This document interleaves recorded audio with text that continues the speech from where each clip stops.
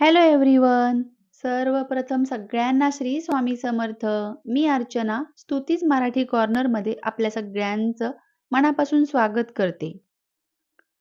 तर आजचा आपला विषय आहे, जो सगळ्यांच्याच आवडीचा आहे, की धनवान प्राप्तीचा उपाय. आर्थिक प्राप्तीसाठी, आर्थिक अडचणी ज्या असतात, त्या दूर करण्यासाठी काही ना काहीतरी आपण छोटे-मोठे उपाय आपल्या या स्तुतीज मराठी कॉर्नरमध्ये नेहमीच बघत असतो, की जे आपल्याला रोजच्या दिनचर्येमध्ये करता येतील. बरोबर? तसाच आजचा आहे शास्त्रातील अतिप्राचीन लक्ष्मी प्राप्तीसाठीची गुप्त साधना. एक छोटीशी मी तुम्हाला साधना सांगणार आहे, ज्यामध्ये आपल्याला आपल्या ज्या रोजच्या गरजा भागवण्यासाठी जी पैशांची खूप आवश्यकता भासते बघा. कर्ज असतं, कोणाचे अजून आर्थिक अडचणी असतात, शिक्षणासाठी असतं म्हणा किंवा बाकीच्या कामधंद्यासाठी.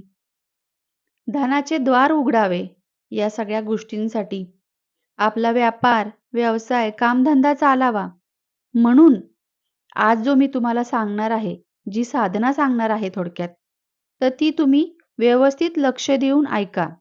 जिचा वापर तुम्हाला करायचा आहे धनवान बनण्यासाठी. जे मोठे-मोठे ज्योतिषी वगैरे असतात, त्यांच्याकडे आपण गेलो तर सांगतात, की तुम्हाला एवढ्या-एवढ्या गोष्टींचा खर्च आहे, होम हवन करावा लागेल, तर ह्यातनं तुम्हाला बाहेर पडता येईल. ज्याचा जो खर्च असतो, ते आपल्या सर्वसाधारण सामान्यांना परवडत नाही. बरोबर? खूप वेळा वाटतं आपण पण मोठे-मोठे याग करावे, होम हवन करावा आणि आपल्या जीवनात चमत्कार करावा. ज्यांच्याकडे पैसा आहे, ती लोकं करतात. त्यांना अजून त्याच्यामध्ये फरक पडतो त्यांच्या जीवनामध्ये. म्हणूनच आता आपण देखील घरच्या घरी आपल्याला जसं जमल तसं आपल्या आर्थिक कुवतीनुसार आपण करायचे उपाय. आता खास लक्ष देऊन ऐका नीट. 27 दिवसांनी एक नक्षत्र येतं. बरोबर 27-28 दिवसांनी मागे-पुढे जे नक्षत्र येतं ते म्हणजे उत्तरा फाल्गुनी नक्षत्र. या दिवशी आपल्याला करायचा आहे हा उपाय. ही साधना आहे थोडक्यात. ती आपण कंटिन्यू आपल्या जीवनामध्ये लागू करायची आहे. तर त्यामध्ये तुम्हाला सर्वप्रथम सकाळी लवकर उठून मनामध्ये निश्चय करायचा, की आजपासून मी माझ्या घरच्या घरी छोटीशी ही होम हवन जी आहे ती साधना करणार आहे. लक्ष्मी प्राप्तीसाठी. घर अंगण स्वच्छ करून देवपूजा वगैरे करायची छानपैकी. काही उपास वगैरे करायचा नाहीये याच्यामध्ये. त्यामुळं काही टेन्शन घेऊ नका. फक्त निर्मळ मनाने जसे जमेल तसं आपल्याला करायचं आहे.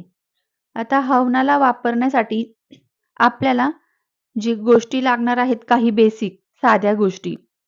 हवन म्हटल्यावर त्या सगळ्यांची पूर्वतयारी तुम्हाला करावी लागणार आहे. बरोबर? तर तेच मी तुम्हाला सांगते.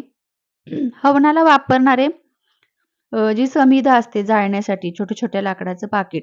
तसं लाकूड तर हवनामध्ये म्हणलं नाही पाहिजे. काष्ट म्हणतात त्याला, समिधा, हवन सामग्री, आहुती वेगळी भेटते, समिधा वेगळी भेटते. तर ते सगळं आपल्याला सामान जमवायचं आहे. ज्या दिवशी आपल्याला हे करायचं आहे त्याच्या आदल्या दिवशी. मग हे सगळं मिळतं बघा पूजाची सामग्री जिथं मिळते तिथं. ते घ्यायचं सर्वप्रथम आपल्याला या दिवशी पांढरे वस्त्र धारण करायचे आहे. श्वेत. श्वेत पुष्प हवंय. श्वेत वस्त्र पांढऱ्या कलरचं. महिलांनी थोडंसं लाल वगैरे बॉर्डर असेल तर चालते. एकदमच पांढरं नका घालू. साडी वगैरे असेल तर छान आहे. पांढरे फूल हवेत. पांढरे फुलं. पांढरे तीळ. त्यामध्ये तुम्हाला मध मिक्स करायचंय आणि तूप लागणार आहे हवनासाठी. तर मध, तूप घ्यायचंय आपल्याला गाईचं. एक डब्बा आणून ठेवा. मग त्यामध्येच हे मिक्स करायचं सगळं आणि आपल्याला त्याचीच आहुती आपल्या होमामध्ये द्यायची आहे. या नक्षत्रामध्ये तुम्ही पांढऱ्या रंगाचे वस्त्र परिधान करायचे आहे. हे कंपल्सरी आहे. सकाळी आपण उठून सर्व निश्चय वगैरे घेतला, देवपूजा झाली. आपल्याकडे सगळं सामान आहे ते सामान आपण आणलेलं आहे. सकाळी, दिवसभरात किंवा संध्याकाळी 7 ते 10 वाजेपर्यंत तुम्ही रात्रीपर्यंत हा हवन करू शकता कधीही. प्रत्येकाच्या टाईम टेबलनुसार ॲडजस्टमेंट करायचं.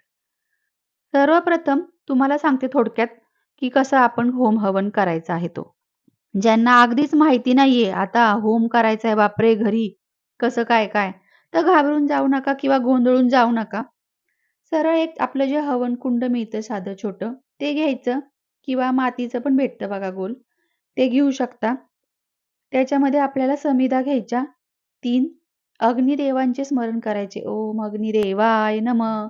अग्निदेवतांचे स्मरण करून 3 लाकडं घ्यायची, कारण अग्निदेवांचे 3 पाय आहे. 3 समिधा घ्यायच्या. त्यामध्ये कापूर ठेवायचा. थोडंसं तेल पण घ्या, तूप घ्या थोडं वाटीमध्ये आणि जे सामान सांगितले ते मिक्स करून घ्या. मग ते दिव्याला वापरतो तसं थोडंसं त्या ह्याच्यावरती समिधांवर लावून अग्नी प्रज्वलित करायचा. आणि मग नंतर श्री गणेशाचे स्मरण करायचे. ओम गण गणपते नमः किंवा श्री गणेशाय नमः असं तुम्ही म्हणायचं 5 वेळा आणि स्वाहा करून आहुती सोडायची.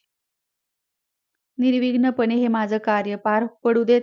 माझी ही होम साधना मी जी करत आहे, ती निर्विघ्नपणे पार पडू दे गणपती बाप्पा म्हणून 5 आहुत्या गणपती बाप्पांना सोडायच्या. आणि मग आपली लक्ष्मी मातेची साधना सुरू करायची. साधना सुरू करायला बसल्यानंतर हा मंत्र आहे, ज्या मंत्राची आपल्याला आहुती द्यायची आहे. नमः कमलवासिन्ये स्वाहा, नमः कमलवासिन्ये स्वाहा. या जो आहे मंत्र, सहज सोपा मंत्र आहे. त्याच्या आहुत्या आपल्याला द्यायच्या आहेत. ज्यांना जमणार आहेत, त्यांनी हे नक्कीच करा. एका वेळेस आपल्याला 1 सहस्त्र आहुत्या द्यायच्या आहेत.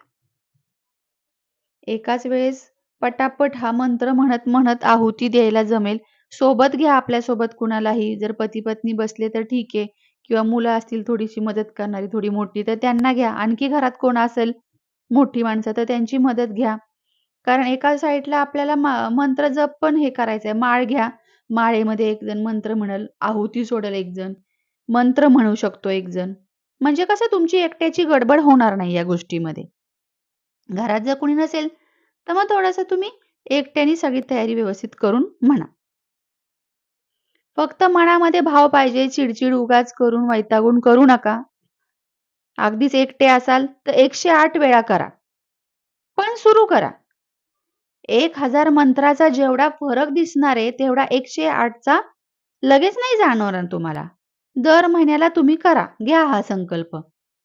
तुम्ही कधी स्वप्नात सुद्धा विचार केला नसेल, अशा प्रकारे धनप्राप्तीचे दारे खुले होतात.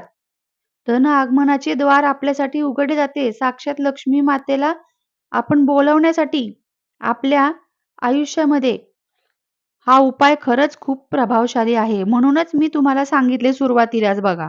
मोठे-मोठे ज्योतिषी मोठा होम हवन करून अगदी दिवसभर बघा मंत्र होम हवन चालू असतो एखाद्याच्या घरात जर कोणाच्या करत असतील तर तुम्ही बघायला भेटला असेल कधीतरी तुम्हाला. तर या मंत्राच्या आहुत्या देऊन होम हवन चालू असतो. 2-3 ब्राह्मण एकदम बसलेले असतात. तेव्हा कुठं फरक दिसतो, चमत्कार होऊ लागतो त्यांच्या आयुष्यात. पण तेवढा खर्च आपण करू शकतोय का? नाही ना, सामान्यांना परवडणार नाहीये. म्हणूनच हा उपाय मी तुमच्या सर्वांसोबत शेअर केलाय. अगदी तळमळीने उपाय हा शेअर केलाय मी. 1000 वेळा करण्याचा नियमच आहे शास्त्रामध्ये. त्या नियमाचं पालन करा. अगदी छोटासा मंत्र आहे, पण खूप पॉवरफुल आहे. जर नाही जमलं तर 108 वेळा करा. ज्यांना जमतंय, ज्यांचे आहे बाबा बसायची कॅपॅसिटी करायची, खूप धार्मिकतेने करतात, ह्याच्या अगोदर केलेले आहेत, तर ते करू शकतात. आणि याचाच आणखीन एक तुम्हाला दुसरा म्हणजे मार्ग सांगते, की दर शुक्रवारी पांढरे वस्त्र परिधान करून पांढऱ्या फुलांचीच फक्त आहुती द्यायची 108 वेळा.